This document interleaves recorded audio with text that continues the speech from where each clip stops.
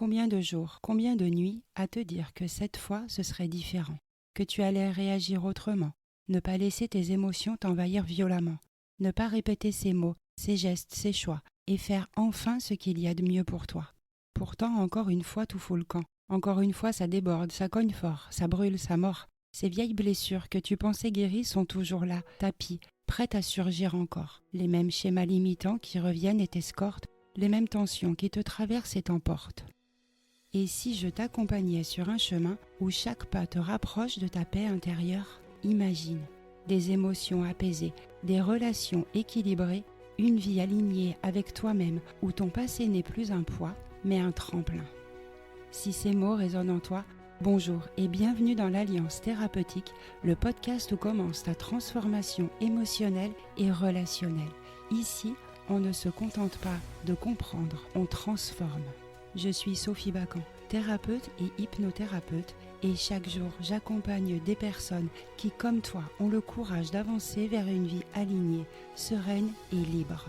À chaque épisode, je te guide pas à pas avec des outils concrets, des réflexions éclairantes et des clés puissantes pour te libérer et créer une vie en accord avec qui tu es vraiment.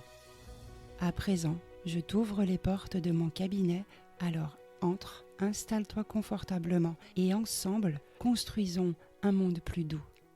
Belle écoute.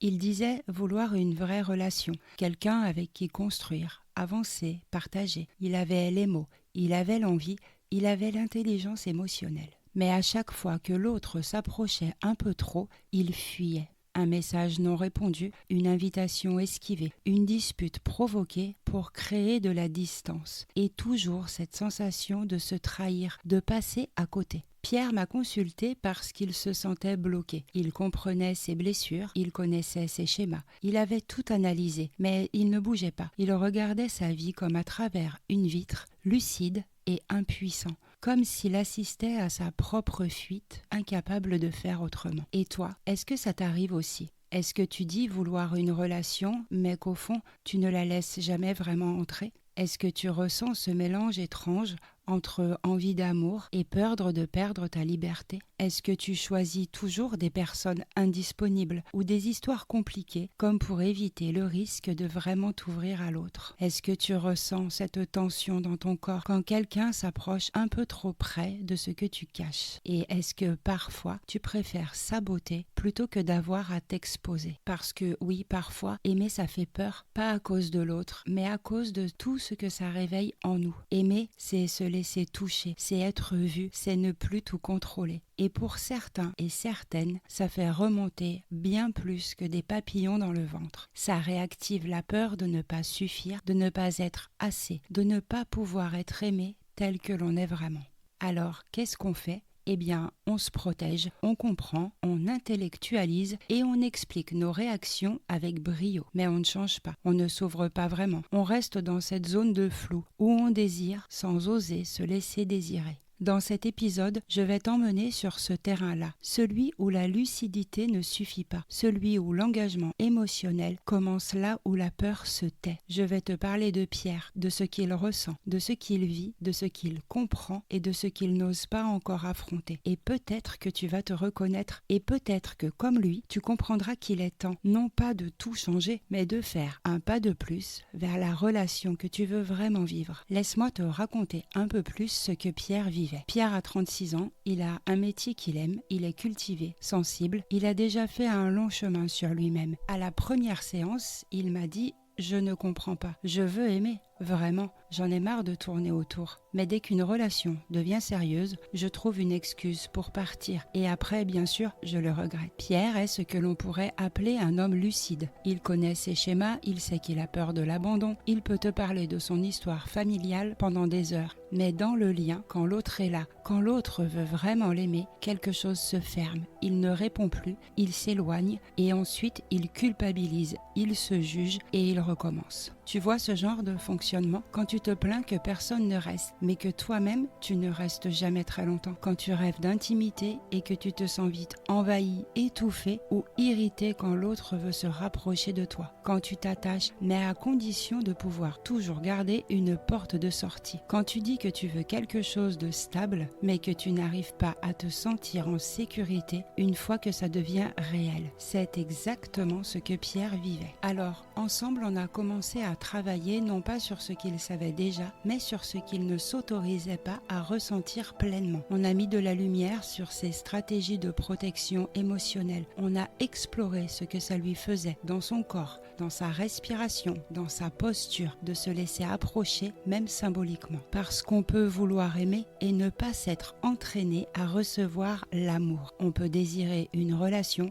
et ne pas supporter ce que ça déclenche en nous quand elle arrive vraiment. On a travaillé doucement, pas en analysant encore une fois son passé, ça il le connaissait déjà par cœur, mais en remontant à la surface de ses sensations, en allant explorer ce qu'il ressentait dans l'instant quand une relation devenait un peu plus engageante. Je lui ai posé des questions simples, parfois inconfortables. Que se passe-t-il dans ton corps quand quelqu'un te regarde avec amour ? Qu'est-ce qui t'envahit quand tu dois dire ce que tu ressens sans fuir? Où est-ce que ça se crispe? Où est-ce que ça bloque? Et là, il a réalisé que ce n'était pas une peur mentale, c'était une panique viscérale, le cœur qui s'accélère, le souffle court, l'envie de se retirer, de se refermer et surtout une vieille certitude profondément ancrée. Si je me montre vraiment, on finira par m'abandonner. Tu sais, parfois, ce n'est pas qu'on ne veut pas aimer, c'est qu'on a tellement associé le lien à la douleur qu'on a appris à se protéger plutôt qu'à se connecter, à prendre la fuite plutôt qu'à risquer d'être rejeté à nouveau. Alors, au fil des séances, Pierre a appris à rester un peu plus longtemps, à observer sa peur au lieu de lui obéir, à faire de la place à cette tension intérieure sans qu'elle décide pour lui. On a utilisé la respiration, l'ancrage et aussi des exercices très simples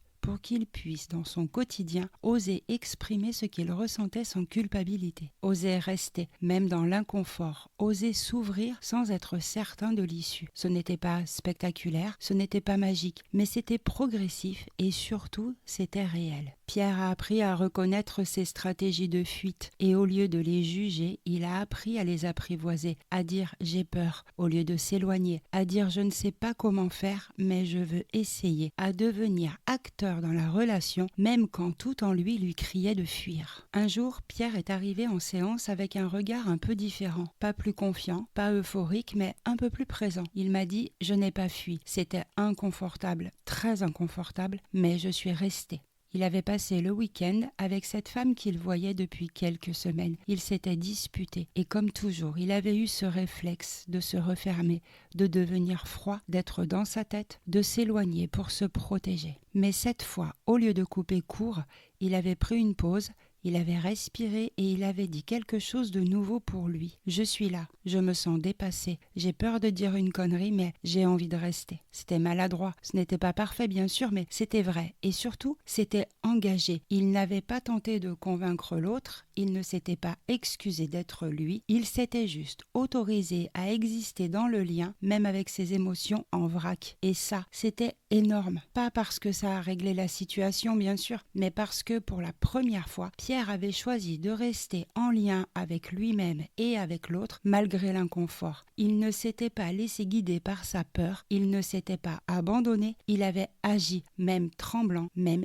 hésitant. Et ça, c'est souvent le premier pas du changement. Non pas faire comme il faut, mais faire autrement. Un tout petit peu. Tu vois, Pierre ne fuyait pas la relation par désintérêt. Il ne fuyait pas l'autre. Il fuyait ce que ce lien réveillait en lui. Cette sensation floue d'être en danger, sans savoir pourquoi. Cette tension dans le ventre, ce vide dans la poitrine, ce réflexe de fermer le cœur avant même que l'autre ait dit un mot de travers. C'est exactement ce que John Bowlby a mis en lumière dans sa théorie de l'attachement. Ce n'est pas juste une théorie de psy, c'est une réalité vivante et incarnée. Dès nos premières années de vie, nous apprenons ou pas à nous sentir en sécurité dans le lien. Et ce que nous avons appris dans la relation à nos parents, on le rejoue ensuite dans toutes nos relations importantes. Pierre, comme beaucoup d'autres, avait probablement grandi avec des figures parentales inconstantes ou émotionnellement absentes. Peut-être qu'on répondait à ses besoins, mais sans vraie présence. Peut-être qu'on l'aimait, mais qu'on ne l'écoutait l'écoutait pas vraiment. Peut-être qu'on l'a laissé se débrouiller tout seul avec ses émotions. Alors, il avait appris que le lien est fragile, que les émotions sont encombrantes, qu'il faut être fort, s'éloigner et se taire. Et maintenant, à 36 ans, son corps continuait à appliquer cette règle, même quand son cœur voulait autre chose. Et toi, tu t'es déjà demandé comment tu réagissais quand quelqu'un te touche vraiment? Pas physiquement, hein, mais émotionnellement. Est-ce que tu te montres facilement? Est-ce que tu as tendance à faire un pas en arrière, à garder une distance de sécurité quand l'autre devient trop proche, trop sincère, trop vulnérable? Est-ce que tu ressens ce petit réflexe de retrait presque imperceptible? Est-ce que tu te retrouves souvent dans des relations où tu te dis « je ne sais pas ce qui me bloque » mais tu restes figé? Alors rassure-toi, ce n'est pas de ta faute. C'est une carte intérieure que tu as développée pour survivre émotionnellement. C'est une stratégie d'adaptation. Mais la bonne nouvelle, c'est que ce n'est pas parce que tu l'as apprise que tu dois continuer à la suivre. C'est là que Sue Johnson apporte un éclairage bouleversant dans son livre « Reste proche de moi » sorti en 2014. Elle explique que notre besoin d'attachement reste actif toute notre vie et que derrière les conflits de couple, les retraits, les colères et les fuites, il y a souvent une peur de ne pas compter pour l'autre. Ce n'est pas qu'on n'aime pas, c'est qu'on a peur de ne pas être aimé assez profondément pour être tenu dans le lien. Et cette peur, on ne l'exprime pas, on l'enrobe, on la cache, on fait preuve de froideur, d'indépendance, on est détaché et on s'invente des vies entières sans dépendre de personne. Mais à l'intérieur, c'est juste un enfant qui a peur de ne pas suffire. Et cette peur, elle ne disparaît pas avec l'intelligence. Elle ne se calme pas avec des lectures ou des théories. Elle a besoin d'être vécue, traversée, accueillie, transformée. Pierre a commencé à comprendre qu'il n'avait pas un problème avec l'amour. Il avait juste appris à protéger son cœur avec des murs très épais. Et dans ces murs, pas de place pour la fluidité, pour la vérité, pour la spontanéité du lien. Alors on a commencé à les desserrer, pas à les abattre, pas à les juger, juste à leur laisser un peu d'air. Et toi aujourd'hui,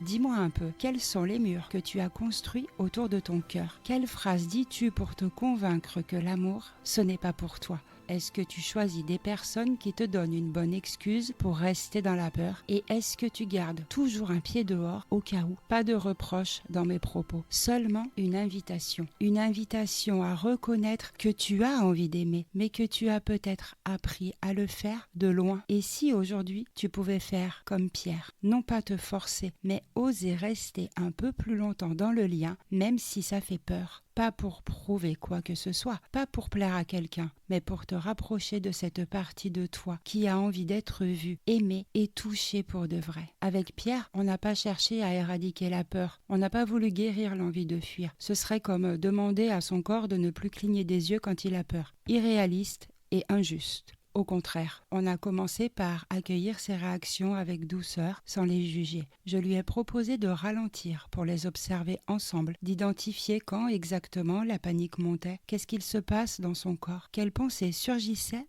en premier, quelle scène de son histoire se rejouait sans même qu'il en ait conscience. Petit à petit, il a appris à reconnaître les micro-signaux, le moment précis où il commençait à se déconnecter, la façon dont il devenait un peu distant, un peu flou, un peu moins là. Et plutôt que de le forcer à réagir autrement tout de suite, je l'ai invité à rester en contact avec cette sensation. Juste ça, rester, respirer, observer. Ne pas partir trop vite. Un jour, après une dispute avec sa partenaire, il m'a dit « J'ai senti cette montée d'inconfort, ce truc qui me donne envie de me taire, de me couper. » Et je me suis dit « Ah tiens, ça y est, je suis en train de partir. » Ça, c'était une victoire immense. Pas parce qu'il avait bien réagi, mais parce qu'il avait pris conscience. Il était présent à lui-même, là où avant, il disparaissait. Ensuite, on a travaillé sur le dialogue intérieur, les phrases qu'il se répétait inconsciemment, depuis toujours. Si je dis ce que je ressens, on va me trouver faible. Si je m'ouvre trop, l'autre va prendre le pouvoir. Je ne mérite pas de vivre une relation simple. Ces phrases, on ne les efface pas par la volonté, mais on peut les remettre en question, les restructurer, choisir d'en essayer d'autres. Je lui ai alors proposé d'écrire de nouvelles pensées, plus justes, plus vivantes, plus nourrissantes. Pas pour se mentir, mais pour ouvrir une autre voie. Par exemple, j'ai le droit d'avoir peur et de rester quand même. Être touché, ce n'est pas être en danger. Je mérite une relation dans laquelle je n'ai pas besoin de fuir. Et ces phrases, il les a répétées, pas comme des mantras vides de sens, mais comme des points d'ancrage quand l'émotion remontait. Il a aussi appris à mettre des mots sur ce qu'il vivait, à exprimer ses besoins sans accuser l'autre. On a travaillé avec les bases de la communication non violente pour qu'il puisse dire « Aujourd'hui, j'ai besoin de sécurité » à la place de « tu m'étouffes » ou encore « je me sens envahi, j'ai besoin d'un peu d'espace » au lieu de disparaître sans un mot. Petit à petit, il a commencé à prendre sa place dans la relation sans la fuir. Alors, bien sûr, pas tous les jours, pas toujours parfaitement, mais de plus en plus souvent. Et surtout, de plus en plus consciemment. Parce que Pierre, cette fois-ci, ne voulait pas tout plaquer. Parce que cette relation-là, elle comptait vraiment pour lui. C'était la première fois depuis longtemps qu'il sentait qu'il pouvait construire quelque chose. Et justement, c'est ce qui le paniquait. La profondeur du lien, la sincérité de l'autre, le fait d'être vu et peut-être aimé sans ses masques. Alors, il a choisi de rester, pas seulement physiquement, mais émotionnellement. Ne plus reculer chaque fois qu'il se sentait touché, ne plus répondre par le silence à chaque inconfort et s'ouvrir un peu plus et de plus en plus, même maladroitement. Cette posture a tout changé. Il me disait « Je sens que je suis là pour de vrai. Même quand j'ai peur, je reste en contact. Même quand je doute, je n'abandonne pas la relation. » Ce n'était pas un engagement formel, c'était un engagement intérieur, celui d'être présent dans le lien, pas en contrôle mais en conscience. Et cette position-là, pour lui, c'était révolutionnaire. Tu sais, ce que Pierre a fait, tu peux le faire aussi. Ce n'est pas parce qu'il était prêt, ou plus avancé, ou plus courageux que toi. C'est juste qu'un jour, il a décidé de ne plus laisser la peur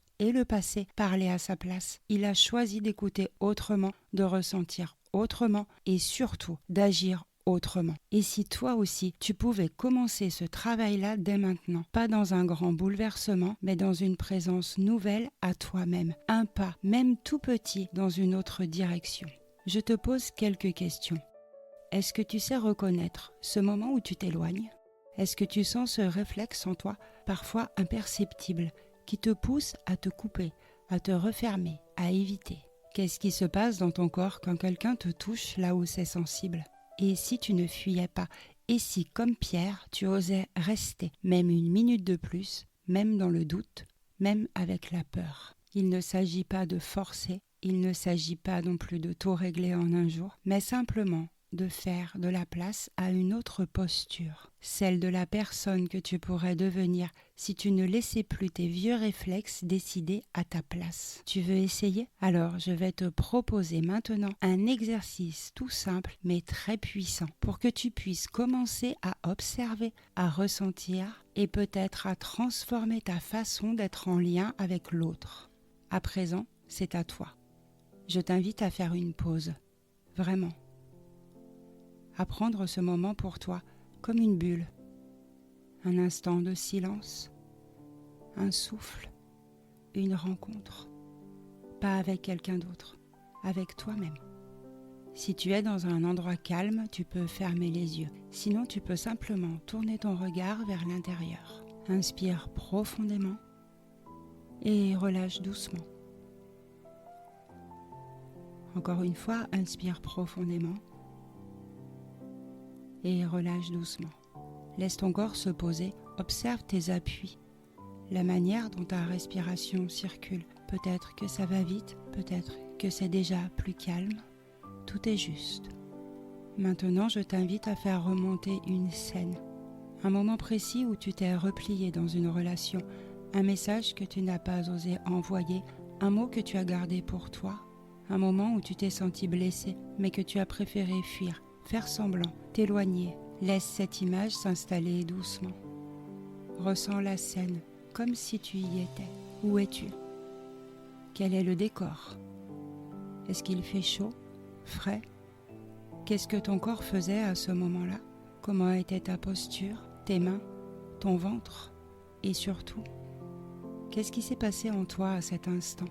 Une tension dans le corps, une boule dans la gorge, un vide dans la poitrine, un brouillard dans la tête peut-être.